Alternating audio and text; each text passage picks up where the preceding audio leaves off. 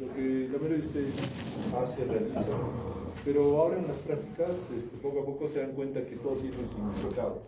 Nos demoramos a veces en este aspecto, ¿por qué? Porque parece algo irrelevante, pero lastimosamente es una base para aprender la medicina. ¿En qué sentido? En que si ustedes no saben definir, desarrollar, o por lo menos entender por qué se hace una historia clínica, menos van a saber pues, el motivo por el cual el paciente esté llegando a sus manos. En los antecedentes ya hemos dado ejemplos, unos ejemplos de los cuales ya no vamos a volver a repetir. Resulta inadecuado lo de rojo y lo de verde, por lo menos algo. Esto, por ejemplo, es muy básico lo que colocamos acá nosotros. Lo óptimo es que tenga por lo menos pues, unas llaves de 15, 20, son 2 hojas por cada antecedente. Y eso nos manda, ¿Qué nos manda? Por ejemplo, un caso interesante, el día de ayer hemos tenido, es un niño de 7 días, que ya bueno, los jóvenes también saben que los que están rotando, saben que hay un niño con injuria renal aguda, neonato de 7 días. Bueno, lo positivo es de que nos han solicitado hacer diálisis peritoneal, pero nosotros no hacemos diálisis peritoneal a un niño de 1,9 kilos. ¿Por qué? Porque primero no es virtud de los nefrólogos adultos, pero acá en provincias pues no hay nefrólogos pediatras. Gracias a Dios, mediante las interconsultas, ayer vino un nefrólogo pediatra y empezó a dializar un niñito de 1,9 kilos, pequeñito. Se le puso 2 catéteres y empezó a hacerse la diálisis, una diálisis continua. Y cuando nosotros hablamos de este tipo de aspectos respecto a lo que es la atención y manejo de pacientes, digamos, de una índole más compleja, como es un neonato de 7 días de nacido, tenemos que ponernos a pensar que ya la población cambia, ya no es algo simple, como les voy a volver a repetir, ya no es una neumonía básica, ya no es una infección urinaria básica, ya son casos complejos. En este niño, particularmente viendo la evolución, imagínense que tiene de fondo un oligohidramnios. Este oligohidramnios nos va a enmarcar específicamente que hubo un daño renal previo. ¿Por qué? Porque si hay oligohidramnios significa que, para los que no saben, el líquido amniótico escaso, ¿ya? Y el líquido amniótico escaso se ve específicamente en patología renal. ¿En qué sentido? El líquido amniótico de los niños habitualmente se forma por múltiples, digamos, compuestos, pero el más importante es la orina. ¿La orina de quién? Del feto. Entonces, si hay oligohidramnios, significa que el feto pues, no orinaba óptimamente. El niño nació con una creatinina de 0,62 y con esa creatinina específicamente, pues cualquier día está normal, porque el valor de una creatinina en neonatos por lo menos debe ser menos de 0,8. Pero tomemos en consideración que antes estaba en la barriga de su mamita y quien depuraba o eliminaba todas las toxinas era la madre. Entonces resulta que esta creatina puede ser pues algo, digamos, un valor falso para nosotros. La idea es que a la semana de haber nacido ya empezó a ascender la creatinina. Y ahora que ya está en diálisis peritoneal y el niño prácticamente está mejorando, discutimos con el nefropediatra y le digo, a mí me parece un cuadro crónico. O sea, es un paciente neonato con una enfermedad renal crónica, ya de nacimiento. Entonces, ¿cuál va a ser el aspecto a futuro de este niño? ¿Va a ser óptimo? ¿Va a crecer? ¿Va a desarrollarse? Nos estamos cruzando los dedos porque hay características que nos definen pues, si es que este riñón puede ser recuperable o no. Algo muy importante es que el tamaño renal está bien, eso es positivo, ¿ya? Lo negativo es de que haya debutado con esta creatinina alta. Entonces estamos viendo la oportunidad que la creatinina pues, baje en un tiempo de una semana para definir cuál va a ser el estado basal de la creatinina y de acuerdo a eso comportarnos. Estamos cruzando los dedos porque por lo menos tengo una creatina de 1,5 algo. O sea que ese riñón funciona, aunque sea un 20 o 30%, pero que funcione. ¿Por qué? Porque si no llegara a funcionar y se quedara con creatinas de 2 o de 3, prácticamente el niño no va a subsistir, en el sentido de que la diálisis que se le da simplemente es como un apoyo para la parte aguda. No hay diálisis todavía crónica para neonatos, como la hemodiálisis en nuestras rocas. ¿Esto qué nos indica? Que la población probablemente va a vivir más cuando ustedes salgan. ¿Por qué? Porque las especialidades se vuelven más complejas. Y al volverse más compleja, pues necesitamos que este antecedente sea pues algo real, algo que me enmarque a mí qué va a hacer del paciente en el futuro. Por ejemplo, este neonato ya tiene pues un antecedente muy serio, está en unidad de cuidados intensivos, tiene una sepsis, está siendo tratado con ampiamica ha generado una falla renal, fuera de eso tenía hipoalbuminemia de 1.2, fuera de eso el paciente lastimosamente ha hecho sobrecarga de volumen, ha hecho anuria, ha hecho congestión pulmonar, una falla respiratoria, hasta el ventilador mecánico. No es importante eso para que nosotros sepamos si ese niño a futuro va a tener alguna lesión. Claro, en el supuesto de que viva 5 años y llega uno de ustedes y sean pediatras, pues van a ver que el niño a los 5 años pues ya es algo complejo. Teniendo ese historial, se van a dar cuenta que el oxígeno que se le ha pasado a un neonato, simplemente por mantener esa relación de buena oxigenoterapia, el oxígeno ha sido tóxico. Ya ha podido generar una retinopatía por oxígeno. ¿Se dan cuenta? Entonces ya hay un daño. El riñón, que al sufrir un fallo renal, prácticamente, y teniendo el antecedente probablemente por oligohidrones de enfermedad renal crónica, ese riñón a los 5 años ya va a ser un riñón ya pues con una función más caída, de 10 probablemente. Todos esos aspectos enmarcan que yo tengo que estar preparado para dar un tipo de antibiótico tal corregido, medicamento corregido, estar viendo qué relación hay de esa lesión o esas comorbilidades que le está dejando ahorita al neonato. Ahora imagínense que ese niño sobreviva pues a los 40, 50 años. Ya existe en Lima, hay hospitales más complejos, hay niños que tienen historias de este tamaño, tomo 1, 2, 3, 4, 5, 6, 7, 8, desde que han nacido, siguen este proceso, digamos, de manejo en pacientes más que todo crónicos. Hemos enmarcado, sí, allá hay una casuística un poco más amplia, pero para poder llegar a dominar eso, esto que están viendo tan básico, pues tienen que saber resolverlo. Ahora, en nefropatía preexistente, nosotros tenemos que enmarcar características que los vamos a desarrollar en el futuro, como es, por ejemplo, el nitrógeno ureico, los nitrogenados en sangre. Tienen que empezar a ver cuáles son los valores normales, chicos. No es broma, cada vez que avanzamos, cuando hablamos de lo que es semiología y fisiopatología, se agarra también el laboratorio. No sé si habrá mucho laboratorio, pues resulta pues a veces un poco raro que cuando en el examen se pone, paciente tiene una creatinina de 2, y muchos dicen, doctor, ¿qué es esto? ¿Cuánto es el valor de creatinina? Normal. ¿No?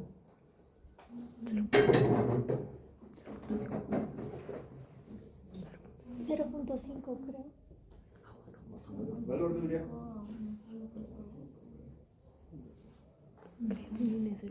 Entonces, en la práctica, los jóvenes están haciendo los casos semiológicos y sí o sí tienen que saber desarrollar, porque en sus casos semiológicos todo esto está alterado, tienen que ver la parte normal y eso también les recomiendo a todos que empiecen ya a manejar.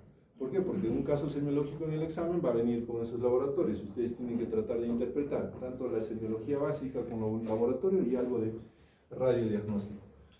Es necesario también que ustedes sepan algo de lo que es orina espumosa o la albuminuria. ¿En qué sentido? La orina espumosa o albuminuria pues es un acápite que tomamos nosotros muy en cuenta en la especialidad en nefrología y en lo que es semiología renal. Tener esos antecedentes enmarca pues que el paciente puede estar generando un daño probablemente que futuramente va a ser pues más complejo en el paciente. Exámenes médicos previos también es muy importante, que gracias a Dios ahora, gracias al COVID, lo que es exámenes médicos ocupacionales son obligatorios y se empieza a descubrir más patología, la casuística está subiendo, las especialidades ya están metiéndose a instituciones ya privadas, que significa que el trabajo, va a haber trabajo para ustedes, pero también tienen que aprender por lo menos y saber interpretar estas cosas.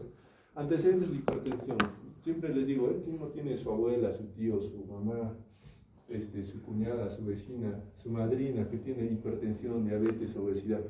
Enfermedades clásicas, enfermedades que prácticamente las ven día a día, pero tienen que aprender ustedes a reconocer que son parte de nefropatías probablemente complejas futuras, como es pues la enfermedad renal crónica o glomerulopatías o simplemente problemas obstructivos, que se van a presentar en el día a día, que normalmente nosotros observamos.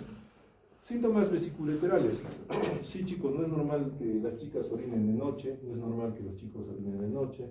Hay edades, claro, en los varones más de 35 años la próstata ya empieza un poquito más a crecer, puede generar retención urinaria. En varones hay justificación, hay una próstata, bien o mal puede crecer por diferentes mecanismos fisiopatológicos, pero en la mujer no. Es más, en el caso de mujeres también existen uropatías obstructivas, pero esto puede ser por otros efectos, pueden ser tumores, o pueden ser alteraciones de la vejiga, igual que en el varón también puede haber alteraciones de la vejiga. Entonces, cualquiera de ustedes tiene alteración del régimen urinario que debería ser, entre comillas, 0 en la noche, ¿no es cierto? Y por lo menos 2 o 3 durante el día. Por eso RU es igual a 3, 2 o 1 sobre 0, que eso es normal. Pero si de pronto empiezan a ver que hay una alteración de ritmo, de noche hacen 5 y de día tal vez 3, ya hay una patología vesical. Entonces, esos antecedentes nos importan a nosotros. ¿Por qué? Porque al generarse una sintomatología vesical estaríamos también viendo pues, que parte del riñón de este sistema genitourinario y podría estar alterándose su función a expensas de otro órgano del sistema genitourinario. Acá tenemos oliguria, poliuria y nicturia. Siempre no está de más que dentro de la anamnesis del paciente nefrópata o de cualquier paciente no olviden estos términos. Oliguria, poliuria y nicturia. Algo que se está corrigiendo también es que ustedes tienen que saber lo que es el volumen urinario. El volumen urinario nosotros específicamente enmarcamos para que podamos definir cuánto es la tasa que nos importa.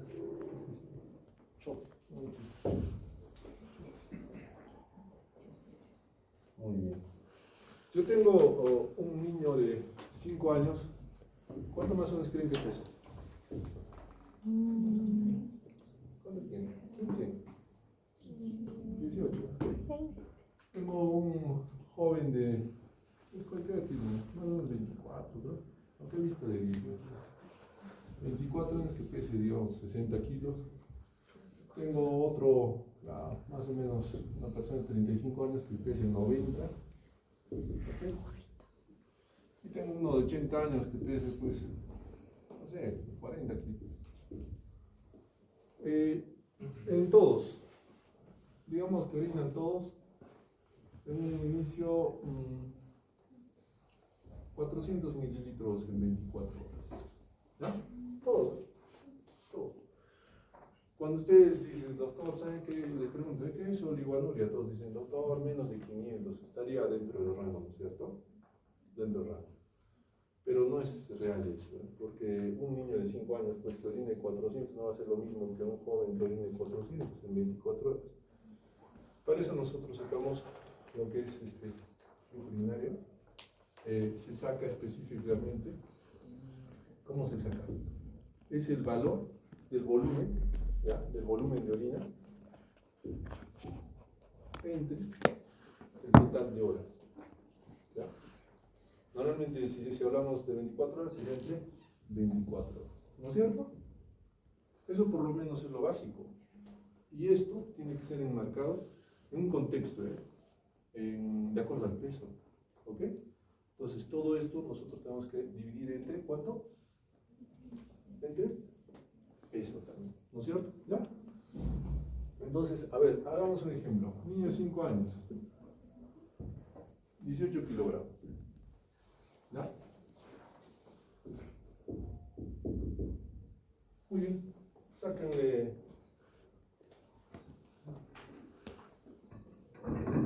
¿Cuánto fruta está?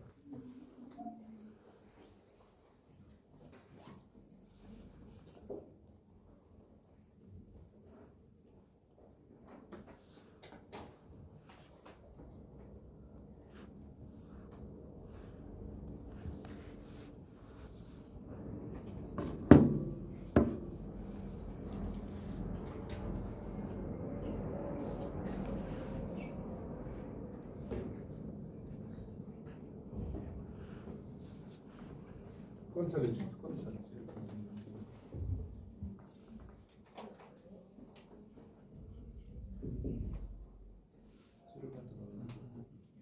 ¿Cuánto sale? 0.92. Ya, entonces acá 0.92, ¿Qué vendría a ser? Mililitros por, ¿qué? Por hora por kilogramo. O algunos dicen mililitros por kilogramo por hora. Cualquiera, es igual. ¿Ok? Ya, y el de 24 años. El de 35 y el de 80.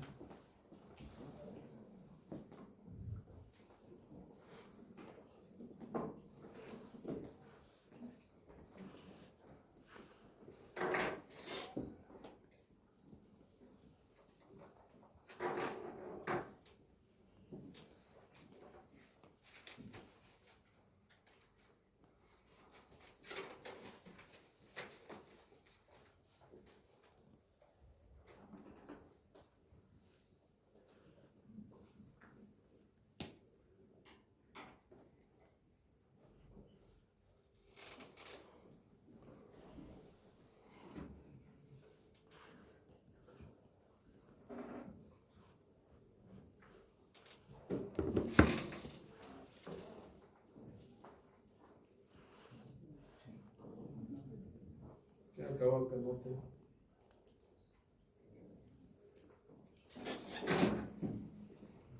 Vale. ¿Quién pone? ¿Quién eres, chico? No lo conozco. Montado, montado.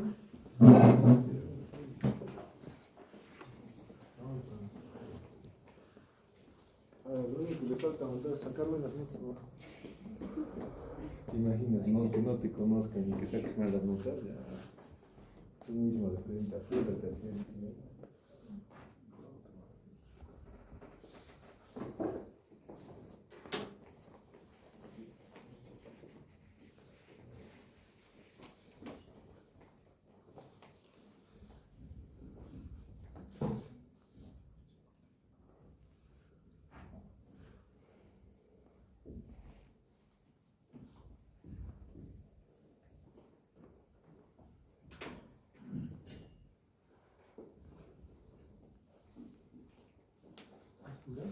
A ver, ¿alguien más?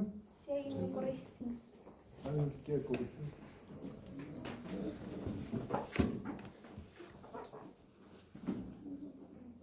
¿Está bien?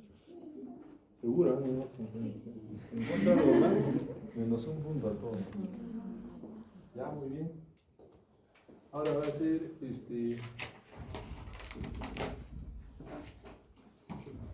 bien, uy.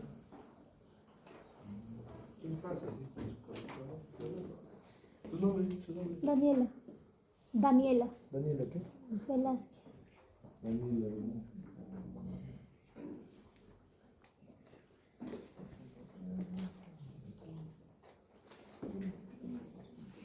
¿Nadie?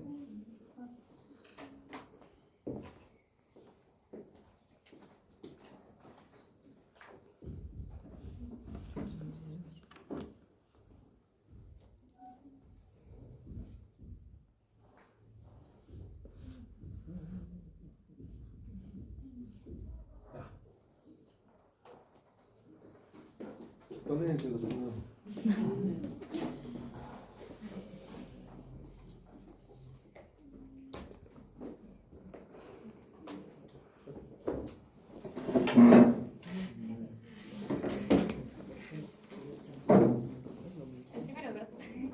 Claro, el de mil, el de mil. Ahí tienen la oportunidad.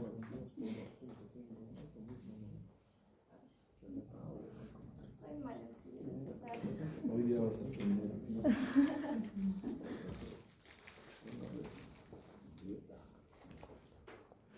Siguiente.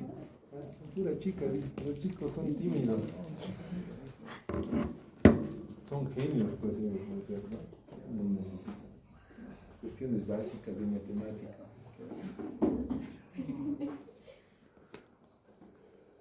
El último. Arriba las mujeres.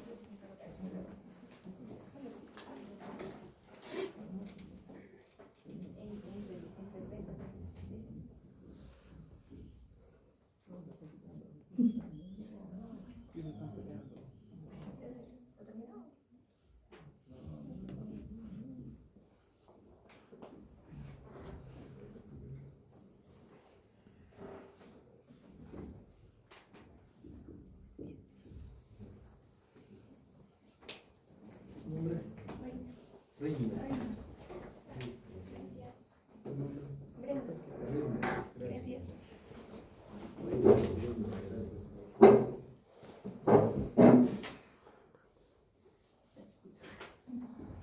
Ahora, a ver, cualquiera de ustedes que vea un error, ¿eh? Que participe.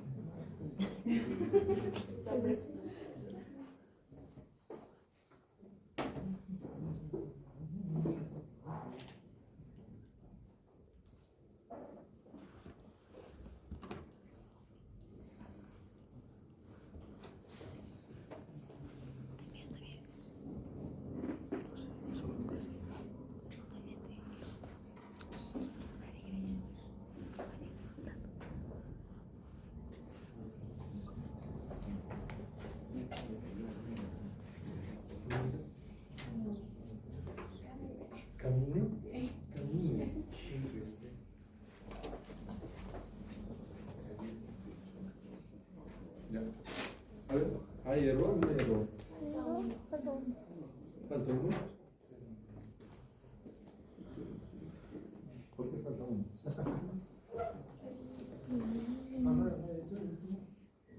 Vale. Varoncito.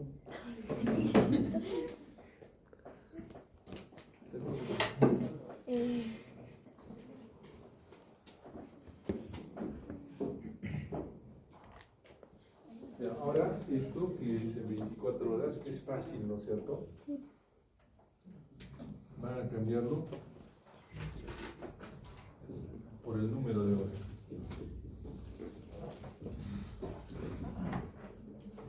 Ya no en 24. ¿Okay?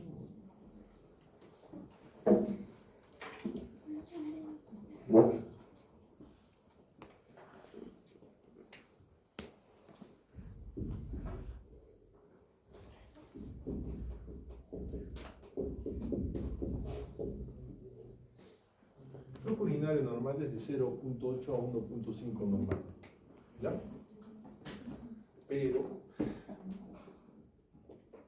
Pero cuando hablamos nosotros de ya alteraciones, ya hay flujos en específico. Solo quiero que aprendan lo normal. Más adelante vamos a hablar de la normal.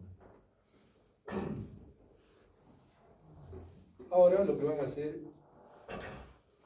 ya, primero antes vamos a evaluar este análisis, ¿ya? 0,9 está dentro de lo normal, ¿eh? ¿Acá? No, ¿eh? ¿Acá? ¿Tampoco? ¿Acá? Nada. O sea, como que es poquito 400, ¿no es cierto? Acá, en un litro, ¿ya se pasó? Acá. Bajo, bajo. ¿Están seguros? ¿Sí? ¿Ya? En el de 100, ¿cómo vamos? Todos por el piso. Sí, bajísimo. Bajo. Y en el 3000, todos altos. Ya. O sea, 1000 no resulta óptimo. Es mucho, es muy poco.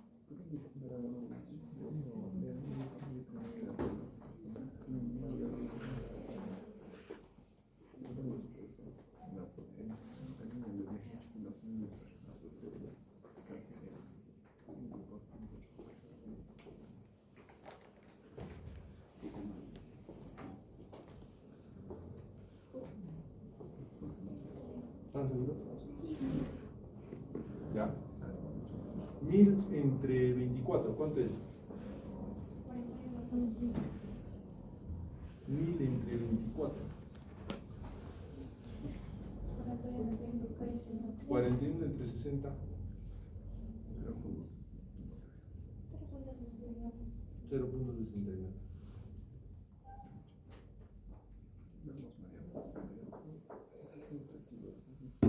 A raíz 1000 entre 60. 10.6. Entre 24.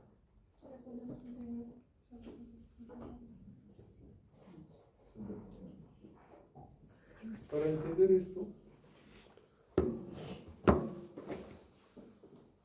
tienen que primeramente definir cuál es el valor básico de líquido que normalmente se necesita para un buen metabolismo.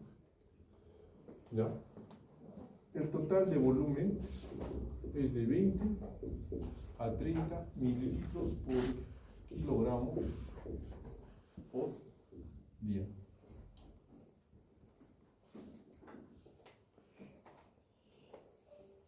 ¿Con 20 cuánto sale? Para una persona de 70 kilos.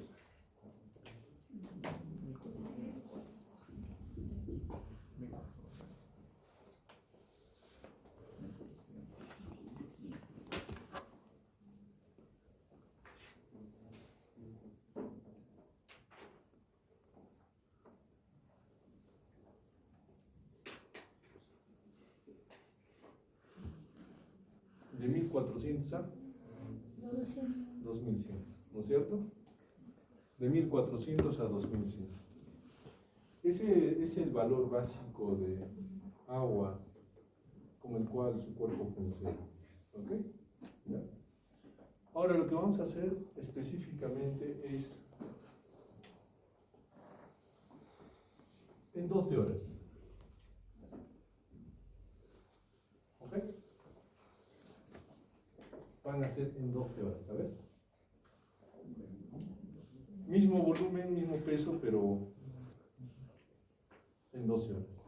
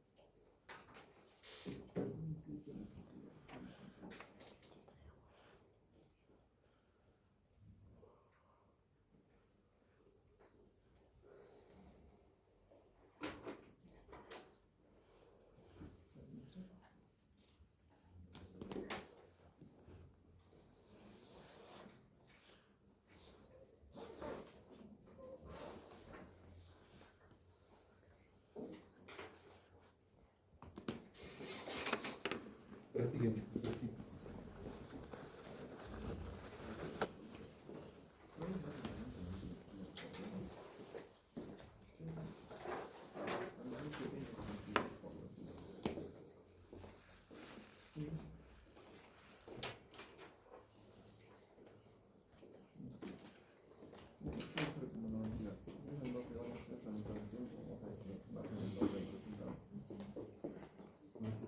Sí, también estudiando. ¿Qué hacen medicina?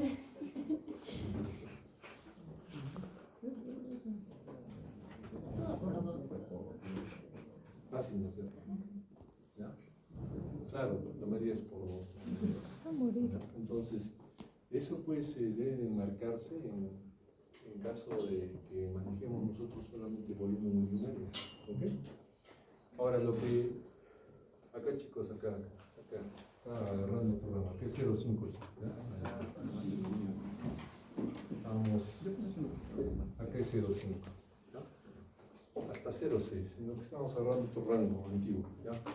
Entonces, cuando ustedes ya tengan proporcionalmente este tipo de flujo urinario, es variable según el peso, variable según la edad. Les habla de un niño de 7 días, ¿se imaginan? Para un niño de 7 días tener 400 prácticamente va a ser pues algo bárbaro, ¿no es cierto? Entonces un niño que orine 50 mililitros va a ser pues algo maravilloso. En 24 horas, 50 minutos es mucho. Pero para un adulto de 90 kilos prácticamente no es bueno. Ahora ustedes dirán, doctor, yo pues a veces hay días en los cuales vengo y no me da ni tiempo ni para tomar agua. Que orine 500 mililitros, ¿está bien, doctor? La realidad es cierta, ¿sí? Puedes orinar 500 mililitros. Bien, ahí ustedes dicen, entonces doctor, estoy teniendo falla renal. No es tanto el hecho de que tengas o no. Nosotros tenemos que manejar este contexto en una situación patológica, ¿ok? Porque de pronto otros van a decir, doctor, mire, yo he tomado 5 botellas de agua y esas 5 botellas me hacen orinar 3, 4 litros. ¿Estoy mal? No, tampoco estás mal, ¿entiendes? Lo que ustedes deben percibir específicamente es que en la población que está hospitalizada o la población que está, entre comillas, con patologías, debemos de nosotros definir bien este punto. ¿Por qué? Porque indirecta o precozmente ya me va a estar refiriendo de que hay un daño renal que se está presentándose en el tiempo. Y como está presentándose, entonces a mí me ayuda el flujo urinario a definir que el paciente probablemente no vaya bien en el tiempo. Y si no va bien en el tiempo, entonces yo estoy ya teniendo probablemente aspectos para poder definir, desarrollar y finalmente resolver el problema del paciente. Entonces ya están observando que en un adulto es muy bajo 400. Por eso es necesario que en un metabolismo basal nosotros deberíamos de consumir esto de líquido, que se reúne lógicamente entre su desayuno, su almuerzo, su lunch, todo debe haber por lo menos eso de base. ¿Ok? ¿Ya? Y al hablar de este aspecto, ya ustedes tienen que finalmente definir, y lo vamos a ver que en injuria renal hay parámetros más específicos. Por ejemplo, cuando tenemos un valor menor a 0.3 mililitros por kilogramo por hora, eso ya es anuria. ¿Ya? Y acá, en algún grado, pues, estamos entrando a ese aspecto. O sea, para un paciente que tiene mucho peso, 400 mililitros en condiciones patológicas, es muy bajo. Esa oligoanuria es prácticamente precoz en el paciente. Y más aún si nosotros asociamos lo que es el peso diario, podríamos estar enmarcando de que si empezara a aumentar el peso del paciente, podríamos estar enmarcando nosotros que hay un grado de retención, ¿no? Entonces, esto es una parte de las preguntas que les van a entrar en el examen. ¿Okay? Puede venir paciente, igual, neonato de 7 días de edad que ingresa al servicio de neonatología con cuadro de sepsis, sepsis abdominal puede ser, que finalmente orina 40 mililitros en 24 horas, peso tanto. Al momento el paciente cursa con fiebre, y la fiebre también baja un poquito lo que es la pérdida de líquido según el balance hídrico. Indique cuál es primeramente la condición del estado. Y semiológicamente ustedes tienen que poner pues anuria, oliguria, orina normal, poliuria. Es una pregunta cantada, ¿sí? Por favor, no me fallen. Entonces, antecedentes de enfermedades sistémicas. ¿Las enfermedades sistémicas ya son el boom actualmente? No, ya es boom hace años, hace décadas. Tanto así que cuando ustedes han estado en estado COVID, ¿qué generaba el COVID? ¿Lesiones a nivel de qué órganos? Varios, varios órganos. O sea, las enfermedades sistémicas prácticamente es lo mismo. Son enfermedades que generan daño a varios órganos. Pero si ya nosotros tenemos referencia de problemas virales, infecciosos, que generan daño por órganos, las enfermedades sistémicas nosotros tenemos que marcar que hay enfermedades pues adquiridas, como es ¿no es cierto?, la diabetes, que por el contexto que lleva la diabetes genera un daño multiorgánico, pero también tenemos enfermedades difusas del tejido conectivo, ya que son enfermedades autoinmunes, que dicho sea de paso, cuando tienen antecedentes familiares, sí marca mucho. Ahí el grupo está viendo, ¿qué caso está viendo el grupo? ¿De rotación? ¿Qué caso estás viendo? El genético. Claro. Es un síndrome de Fabry. Un síndrome de Fabry. ¿Cuántos hijos tiene? ¿Cuántos hermanos tiene el joven? Tiene 9, ahorita tiene 2 porque 2 han fallecido. Tiene 9 hermanos, de esos 9, 2 han fallecido con edemas, hinchazón, es lo que decían. Y ahorita uno de ellos está en diálisis, un hermano en diálisis, y el otro se ha hospitalizado. El otro está cursando igual. Con síndrome nefrótico, ¿ya?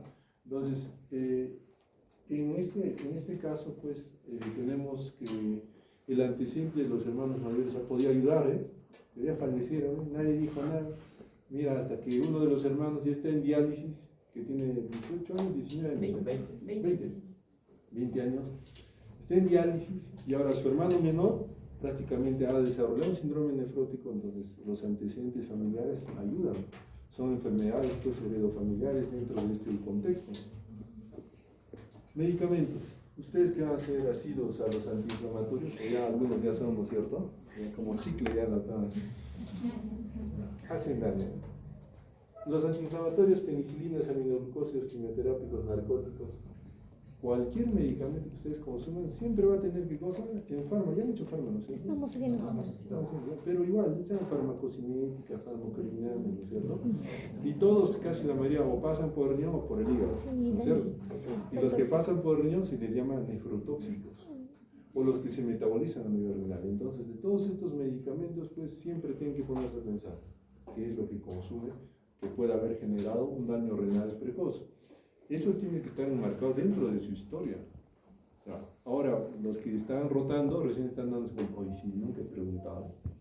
Por ejemplo, hay un señor que tiene pues una hipertensión maligna, que es el caso del otro grupo, y que viene con presiones de 200, 150, ha hecho ese isquémico. Ya son 2 años, según su compañero, que tienen ya una evolución de larga data, pero nunca, no he visto en su caso semejante si han preguntado si les ha sido antiinflamatorios. Claro, ya tenía antecedentes de drogadicción y alcoholismo. Tal vez consume alguno de estos medicamentos frecuentemente, habría que observar eso. Ahora, cuando hablamos de factores que contribuyen a daño renal, pareciera un poco, digamos, fácil de medicar a los pacientes. Me explico.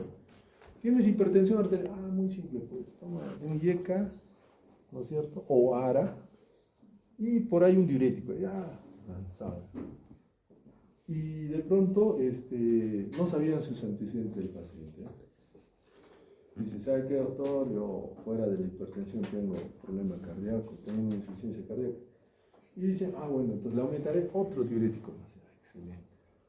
Este proceso que se da día a día en lo que es indicación médica pareciera inocuo porque estás tratando una enfermedad. Y ya les dije, la mayoría de lesión o daño que generamos o que se genera dentro de lo que es la parte médica es la mala indicación. ¿Por qué la mala indicación? Porque previamente nosotros podemos estar tratando enfermedades de base, pero eso puede hacer daño a otros órganos. ¿Ok? En insuficiencia cardíaca congestiva se describe mucho lo que es el uso de diuréticos indiscriminadamente y el uso de antihipertensivos que van a generar bajas de la presión arterial media, van a generar pérdidas de líquido, en sí va a disminuir el flujo plasmático renal.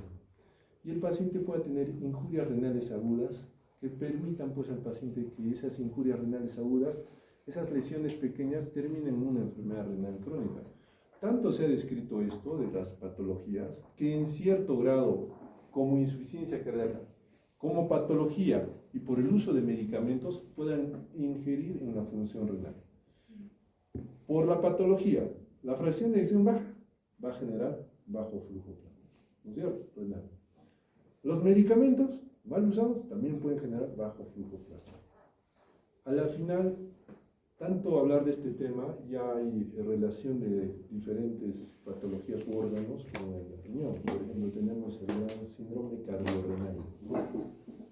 El síndrome cardiorrenal, en este caso que les estoy hablando, del tipo 2, que se da por un problema de insuficiencia cardíaca crónica que genera un daño renal crónico, ya está descrito.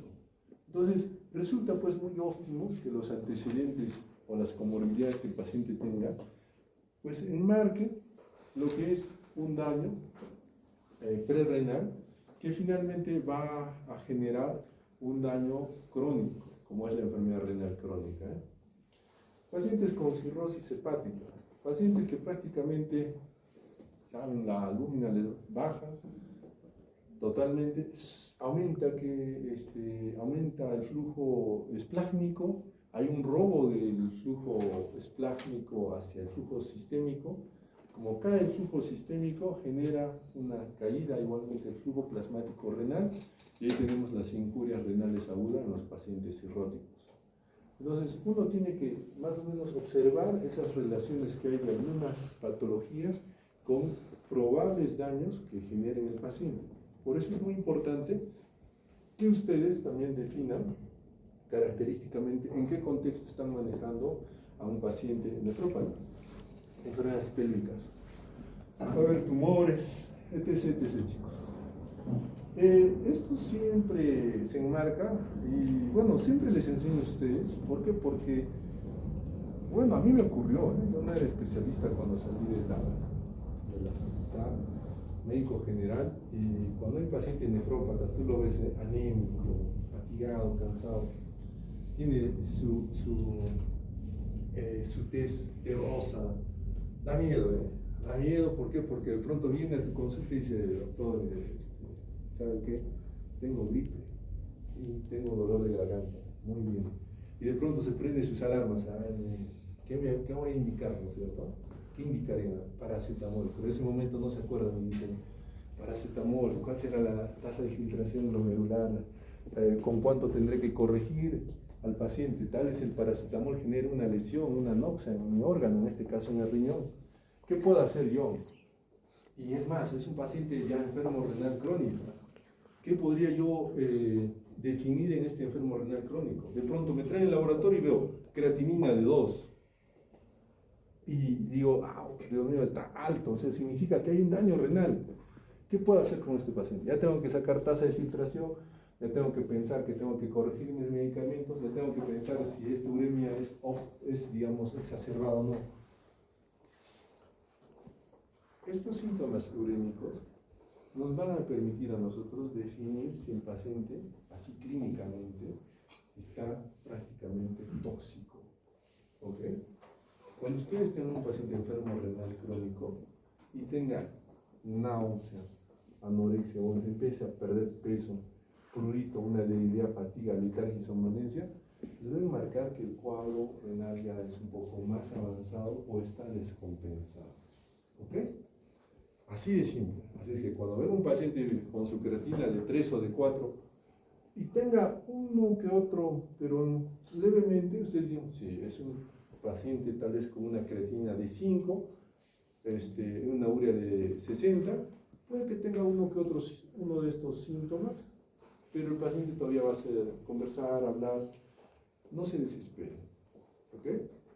Hay que evaluar que los síntomas urémicos me van a indicar el grado de toxicidad que tengan. Pero de pronto viene otro paciente, mujer tal vez, más baja, con creatina de 5 ya, y una urea de 70, 80, que tenga estos síntomas. Ya me enmarca que la toxicidad en esa persona es mayor. Tengo que ponerme a pensar que probablemente sí hay acidosis, hay hipercalemia, por la debilidad, fatiga, malestar, pérdida de peso, por las náuseas y vómitos, hay una intolerancia, la toxemia está marcada.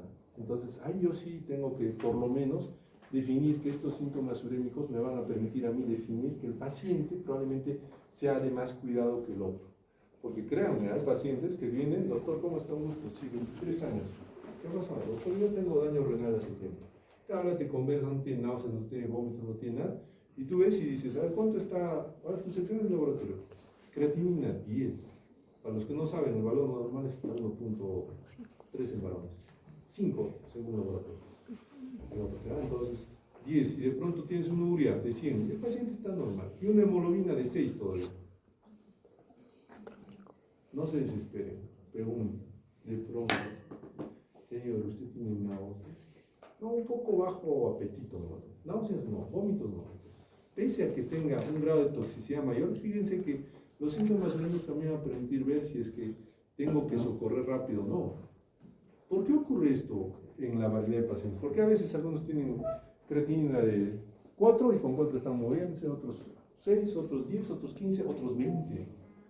Es de acuerdo al grado de adaptación que tenga el paciente y es de acuerdo a la enfermedad que genera el daño. Por ejemplo, si yo tuviera una glomerulopatía rápidamente progresiva, o sea, uno de ustedes, va al hospital. ¿Qué ha pasado? Me siento mal. Y ayer estaba bien. ¿Qué es lo que tienes? Náuseas, vómitos. Prácticamente estoy orinando con sangre. Ay, estoy empezando a edematizarme. Ya le tomas una bioquímica. Y en ahí ves creatinina de 3, urea de 80. Y el paciente tiene un tiempo de enfermedad de 24 horas. Lógicamente que la adaptación que ha tenido el paciente, ¿no es cierto?, no se va a dar, porque es súbito, es una neuropatía rápidamente progresiva, un síndrome nefrítico que prácticamente se instauró ya, no sabemos por qué motivo, pero genera un daño. A eso se cataloga primero como una injuria renal aguda. Entonces el paciente con injuria renal aguda va a ser catastrófico. Pero si tú ves un paciente que viene pues ya con creatininas altas, normal, te hablas de conversa, tú dices, hay una patología de fondo que está haciendo que el paciente empieza a generar daño renal, pero es muy larvado. Por eso se ha adaptado, por eso tiene esas creatininas tan altas y vive como si nada. Eso es un punto para que nos pueda definir a nosotros también grados de agudeza o cronicidad. ¿Ok? Examen físico, no está de más que todo estudiante de medicina tiene que hacer funciones vitales y tiene que saber interpretarlas, ¿no es cierto? Y si estamos hablando de saber interpretarlas, para ustedes, ¿qué interpretas por la presión arterial?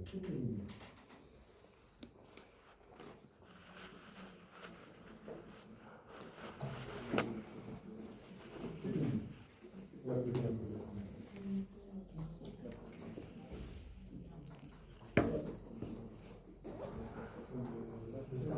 ¿Cómo está el registro?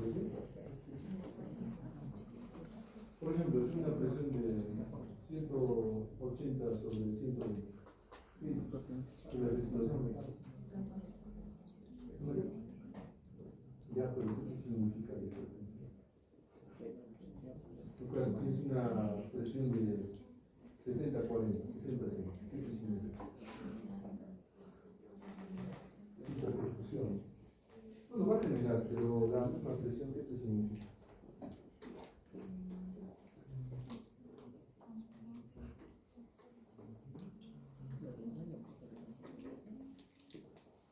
A ver, vamos a pensar, ¿qué le significa? Entonces, ¿qué le significa una presión arterial?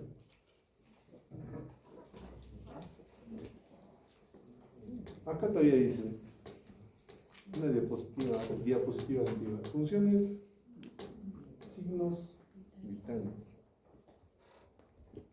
Por favor, tienen que saber la interpretación de eso que les han enseñado, taquicardia, bradicardia, taquicardia. Esa interpretación de hipertensión, hipotensión. Si ustedes no saben interpretar, o sea, es fácil, entre comillas, evidenciar, pero interpretar justamente tiene que ver con su nombre, vitales. O sea, si está alterado es porque algo grave va a ocurrir. No sean como los internos actuales. No, un paciente ha fallecido. Doctor, súbitamente ha fallecido. No existe eso, chicos. Siempre el cuerpo, nuestra biología, nos va a permitir a nosotros definir o detectar precozmente un daño. No está bien que a veces a los pacientes, cuando ya están descompensados sistémicamente, digan que, bueno, no se podía hacer nada. No, chicos. Ustedes algún día van a estudiar un tema muy interesante que se llama Campaña para sobrevivir de la sepsis, que tiene que ver mucho con lo que son infecciones. Y sus primeros criterios se basaban en signos vitales. Es interesante. Esta guía prácticamente nos permite a nosotros definir que mediante, claro, es una pequeña parte, mediante signos vitales se puede estar observando y viendo si este paciente va a ir mal o va a ir bien. Entonces, que ustedes evalúen a su paciente y no hagan o no tengan por lo menos las funciones vitales, pues les va a llevar a mucho error, ya que la mayoría a veces deja de lado esto. Todo lo que interpretan los signos vitales nos definen específicamente el estado hemodinámico y el estado ventilatorio del paciente. ¿Okay? Es lo más básico. Siempre yo les digo, para ver un estado ventilatorio, ¿qué necesitas? Una saturación. ¿Qué más? Frecuencia respiratoria. Punto. Por ahí, tal vez temperatura que te pueda permitir ver si es que esto se altera o no. Ahora, cuando ustedes ya sean especialistas, ya no van a ver esos parámetros. Van a haber parámetros más complejos, más complejos que a ustedes les va a ayudar, por lo menos a definir si ese estado ventilatorio está bien o mal en pacientes que están mal. Por ejemplo, ya vemos lo que es la ventilación mecánica. O sea, de algo básico, ir a algo complejo, pues por lo menos maneja lo básico. O el estado hemodinámico, en el cual ustedes con su presión arterial, frecuencia cardíaca, puedan ustedes definir si está bien o está mal y qué repercusiones puede tener en el paciente. Pero hablar de estado de evaluación hemodinámica es más complejo. ¿Por qué? Porque hay que agarrar lo que son las resistencias sistémicas, periféricas, lo que es el gasto cardíaco, contractilidad cardíaca. Eso sí ya es complejo. Pero ustedes que están recién aprendiendo en semiología, les resulta muy importante por lo menos definir estos estados, dentro de los cuales también ya estuvimos hablando de los estados de volumen. Ahora, si vamos a empezar a hablar de lo que son enfermedades generales, específicamente por órganos, se van a dar cuenta que es un mundo. Por ejemplo, en piel, habitualmente nosotros estamos acostumbrados, pues, a lo que les digo, enfermo renal crónico terminal. ¿Qué tiene? Piel terrosa. ¿Qué significa la piel terrosa? De pronto viene una jovencita de 18 años que tiene edemas y le ves el rostro, ves alas en mariposa. Es la probable lupus, ¿no es cierto? Y hay muchos problemas que nos puedan a nosotros definir qué está ocurriendo, esa relación de la historia clínica nefrológica frente al paciente que tenemos que tratar de evaluar. Acá, por ejemplo, en cabeza, ojos, oídos, nariz y faringe, algo clásico, por ejemplo, lo que es una retinopatía diabética. Paciente diabético, ya dijimos, tiene que evaluarse un fondo de ojo, ¿para qué? Para ver si hay una vasculopatía. Y esa vasculopatía ya me está indirectamente refiriendo que hay un daño renal, así como otros ejemplos que van a ver ahí. Por ejemplo, en corazón, un impulso ventricular con una hipertensión de larga data ya me tiene que estar definiendo que hay una lesión, daño en el corazón, que me va a permitir a mí definir que va a haber resistencias sistémicas incrementadas, que va a generar daño a nivel renal. Muy bien.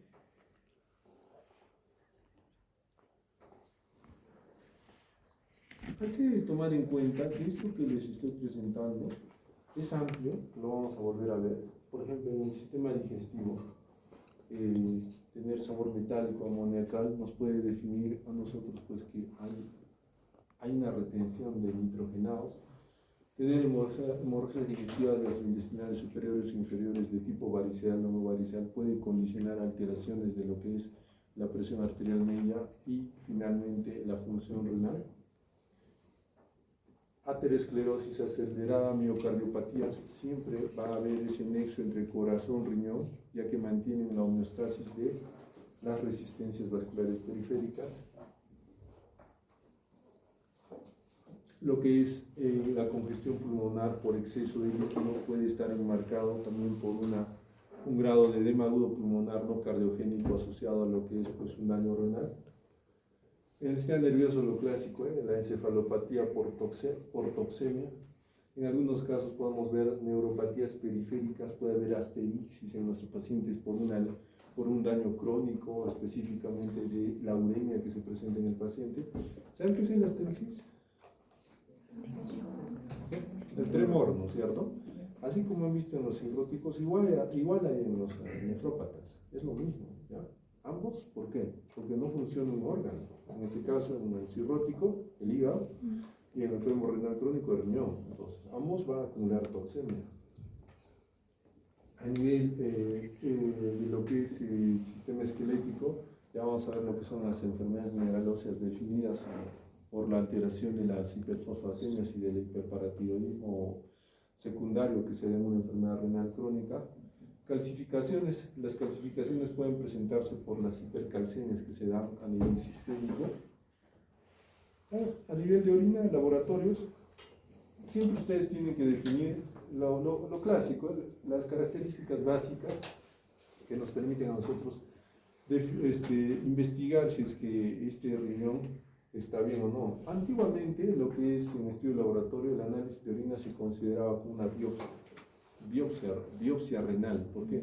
Porque definía las características celulares que en cierto grado el riñón estaba eliminando, y a nosotros nos permitía también precozmente ver si es que había alguna alteración.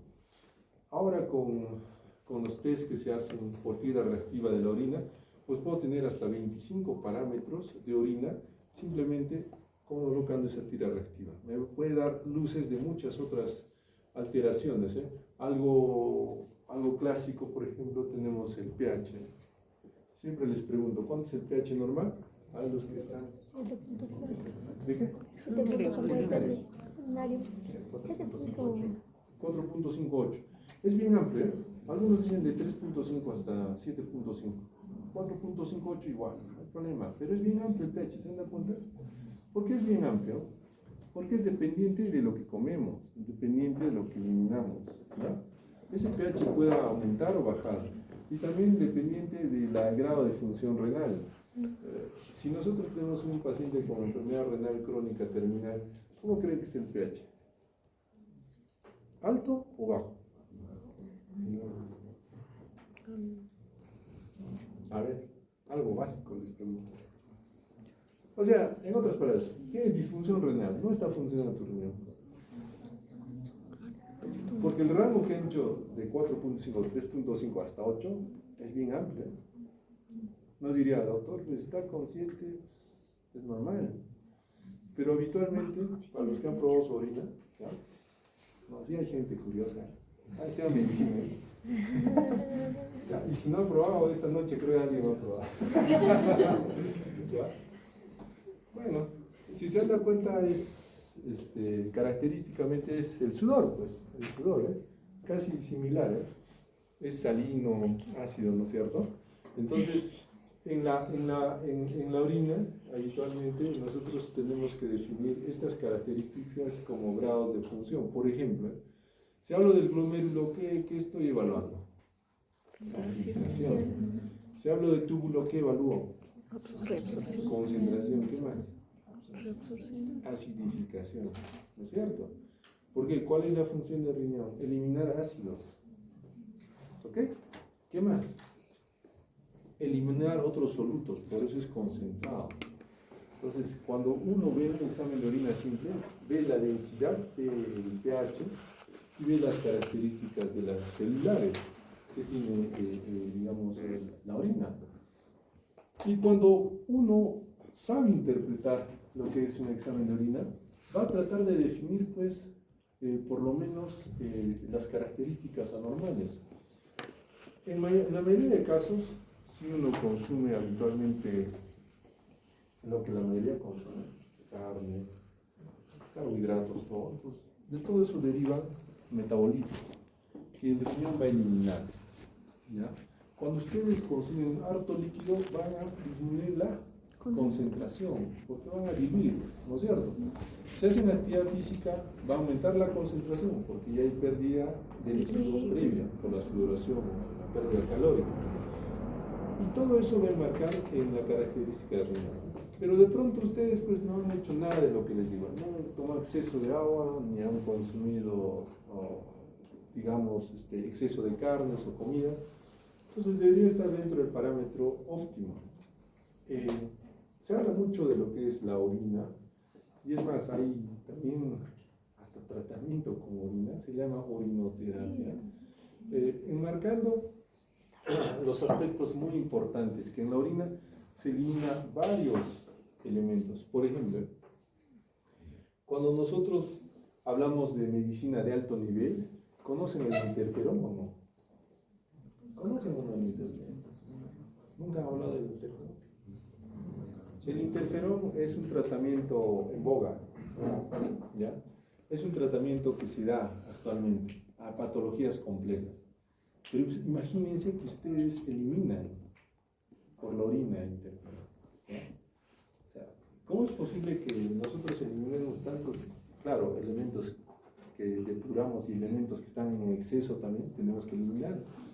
De pronto ustedes pues van a su cine y con su enamorada o su enamorado, ¿y qué comen?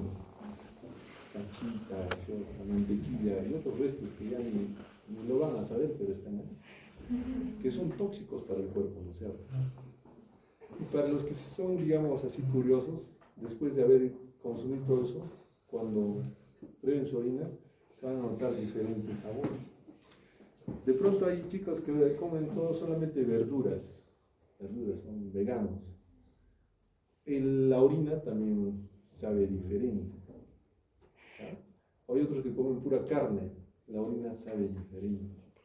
¿Ya? Entonces, ¿por qué ocurre esto? Realmente, al ser un órgano excretor de gran nivel, nosotros tenemos que ponernos a pensar de que tal vez acá vamos a hablar de hematuria, proteinuria, que digamos abre la puerta a grandes síndromes, pero deberíamos ya de investigar cuestiones más complejas en la orina, porque finalmente es algo que nosotros excretamos, pero no solamente excretamos cosas, digamos, que nos sirven, también hay elementos que sirven. Por ejemplo, algo clásico. ¿Ustedes saben de qué están hechas la mayoría de cremas a las chicas? Uria. Uria. ¿Y la uria de dónde sacan? De la orina. ¿De la orina de quién? O sea, todas las chicas se ponen crema en la cara, se hacen más bellas, Hay gente que se pone orina en la cara porque como tiene uria, su orina Sí, está sí, pero la crema que utilizan, si no se dan cuenta, tiene uria. ¿Ya?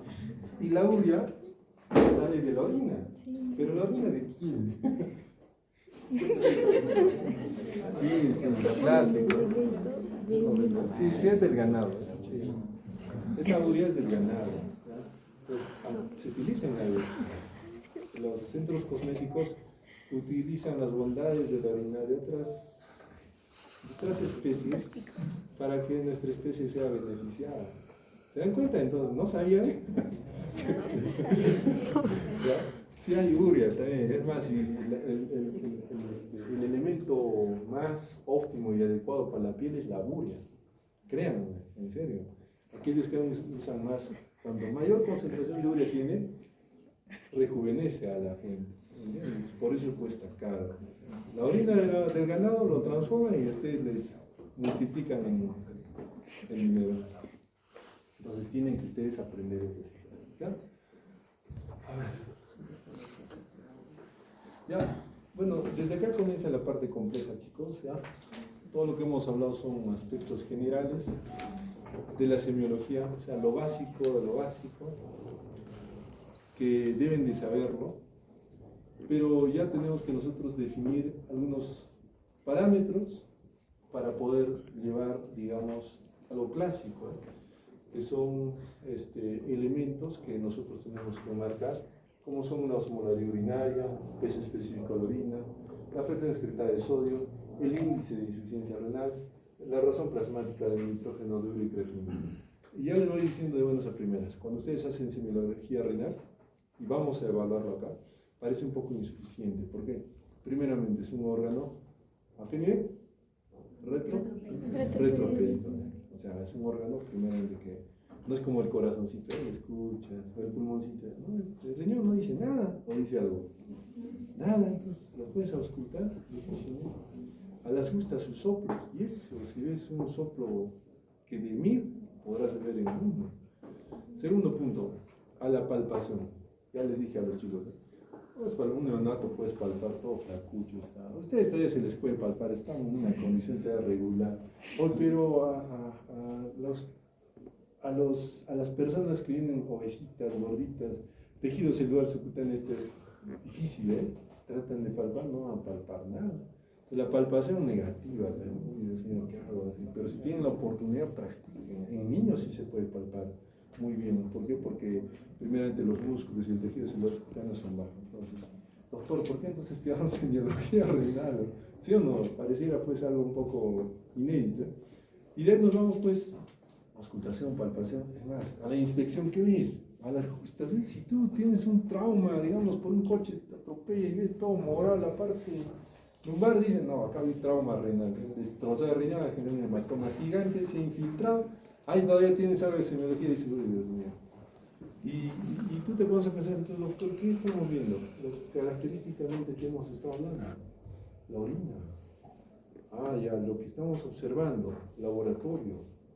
Entonces, el riñón se enmarca en algo un poco más complejo, ya no es tan simple como evaluar órganos sopitos, evaluar un murmullo, ya no es tan simple. Tenemos que ir un paso más adelante a evaluar la fisiología y evaluar lo normal y lo anormal. Para evaluar lo normal y anormal ya empezamos a meternos al mundo del laboratorio. Para evaluar lo normal nos tenemos que poner al mundo de ¿qué? Radiodiagnósticos. Entonces, la nefrología pues se enmarca, y la semiología renal es muy importante, pero se enmarca más en aspectos más complejos. Y para poder entender ya viene la fisiología, la fisiopatología, y prácticamente, si no saben ese aspecto, se les va a hacer más complejo más adelante, el poder interpretar qué está sucediendo con el riñón. Un ejemplo clásico. Si tuviera una ecografía renal, y veo que una persona de su edad, ustedes, tuviera un riñón de un tamaño de 6 centímetros, ¿qué le pueden decir?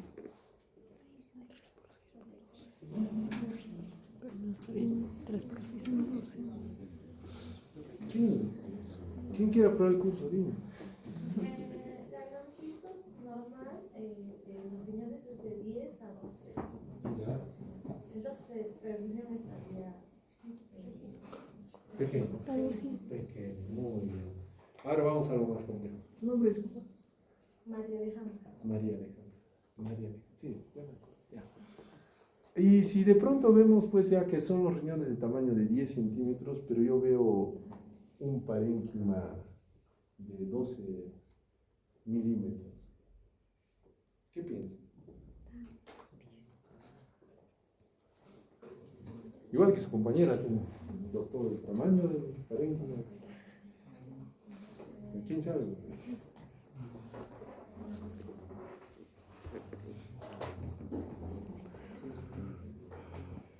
¿Nada? De pronto hago un Doppler renal y encuentro un índice de resistencia de 0.8 en el riñón derecho. ¿Qué me significa?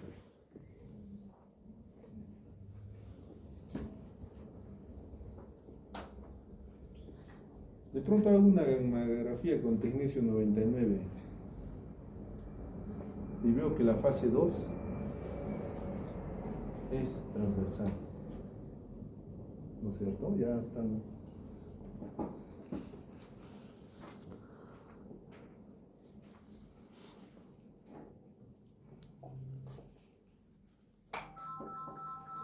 De pronto hago un seguimiento y encuentro cilindros hemáticos.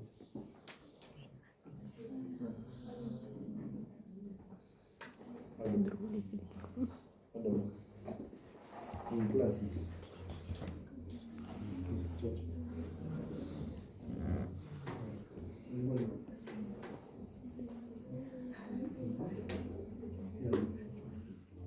Muy bien.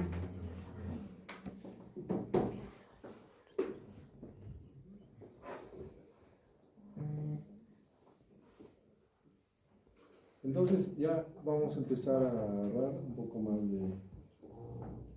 de fisiología y fisiopatología, ¿ok?